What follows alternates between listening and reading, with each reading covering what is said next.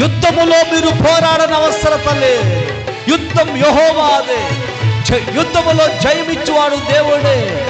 ఈ యుద్ధం యెహోవాదే. యుద్ధము చేయాలంటే ఆయుధాల అవసరత లేదు.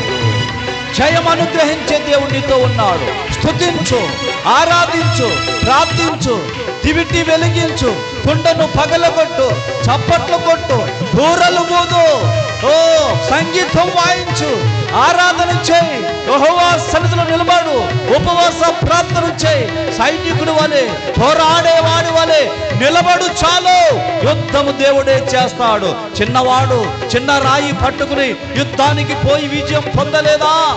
యెహోవాయే యుద్ధము చేయవాడు. ఆయన మీతో కూడా వస్తాడు. ఆయన మీతో ఉంటాడు. ఆయన మీ పక్షంగా యుద్ధం చేస్తాడు. ఈ యుద్ధం మీరు చేయని అవసరం లేదు. మీరు నిలబడితే చాలు. మీరు నిలబడితే చాలు. మీరు బోరులు ఊదితే చాలు. దివిటీలు వెలిగిస్తే చాలు. చప్పట్లు కొడితే చాలు. కుండను పగలగొడితే చాలు. యుద్ధములో విజయం తథ్యం. ఎంత సైన్యము నీ మీదకి వచ్చినా, ఎన్ని శ్రమలు నీ మీదకి వచ్చినా, ఎన్ని పోరాటాలైనా, ఎన్ని అప్పులైనా, ఎన్ని సమస్యలైనా, ఏ చిక్కులైనా, వాటన్నిటిలో గొప్ప విజయము నీకు కావాలంటే నిలబడు, చప్పట్లు కొట్టు, బూర ఊదు, దివిటి వెలిగించు, కుండను పగలగొట్టు, బూరలు ఊదు, జయనాథము చేయి. యుద్ధ వీరుల్లా నిలబడు. జయ జీవితాన్ని పొందుకుంటా.